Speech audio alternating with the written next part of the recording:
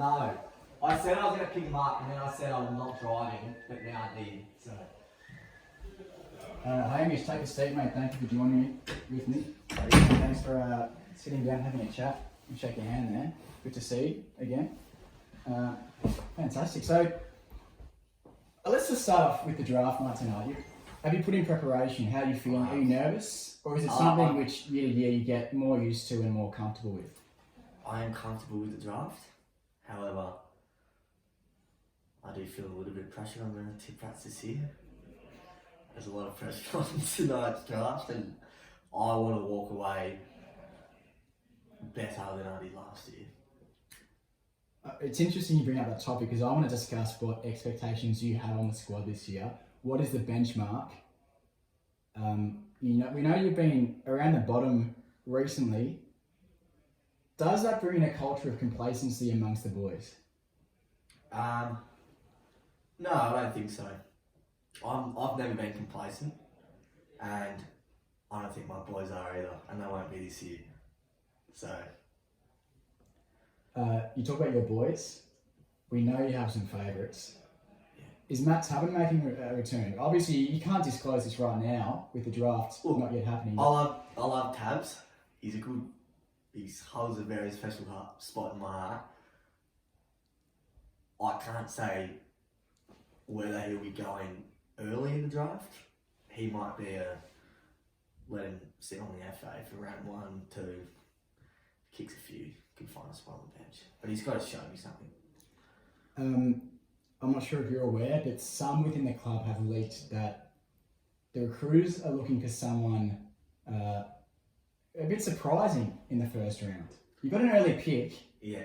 Are you going to be taking risks? Are you going to be going for someone who's left off field? I don't think he's a left of field pick. My personal opinion is he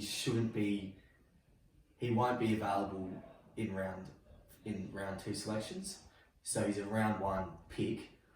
But it's because I'm pick 4, it may look like he's going slightly early, but earlier than he should be. I'm pretty happy with, and I think once people find out who it is, they'll understand. Foster has been talking up what he calls the Liz Heaton derby. I'm not quite sure what the context is that. Is it another round for you? Is it just another 4 premiership points on offer, or is it something that you actually change your mindset for? You get a bit more pumped up with the context behind it. I wouldn't call it the Liz Heaton. Look, and by the way, she's a great friend of mine. Been friends since year 7. Foster goes to university with her. Don't know what they've gotten up to. That's between them. But I do want to beat Foster this year because he's talked a lot of smack about the tip rats in recent years. He's been very harsh on the tips, and I've got a grudge. Let's talk tips. We'll talk tips.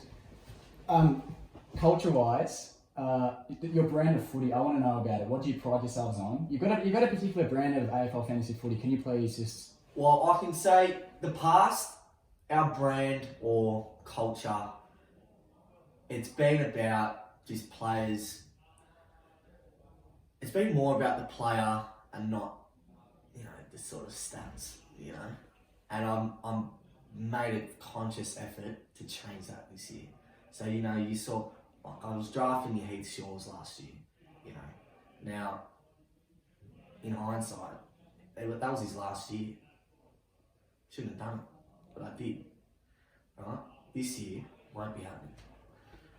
This year is about proven AFL fantasy players. I want a squad of soldiers, right? Proven men, not just some washed up people. We've got the 10-year anniversary of the SKC Cup fast approaching. In the build-up to it, can you just talk about what the league means for you? How you've found it, and maybe its evolution across the years you've been part of the competition. What does it add to your life, and what do you think it adds to lives of many, and maybe even reference the lockdown of last year in terms of what we gained from... I bloody love AFL fantasy, and I know the last 2 years, you know, 2 wooden spoons might not suggest that. However, I'm a very proud man, right? I put in as much as I could have put in over these last 2 years. And even to get into this league, it's well known that I had to fight from the twos, right? No one else can say that except for me. I won in the VFL and got promoted, and I did make a grand final, and I take that. You know, I'm very proud of that. And COVID last year, it was a real. It was a saver. It gave me something to do, and it probably even strengthened my love for the game. So, yeah. Beautiful. Hamish Clayton, thanks for sitting down. Thank you. Good luck. Thank you. Beautiful. You have to push that down really hard for some reason. Are you filming that? Yeah. Yeah, you know, no, yeah, the whole thing's Oh, I fine. noticed it last night. When I was looking at it, yeah. Next person. Get rolls or something.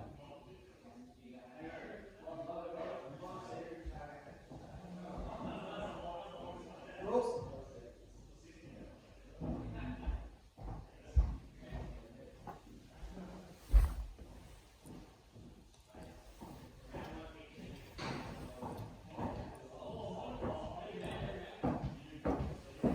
Alright. Fuck, I'm starving.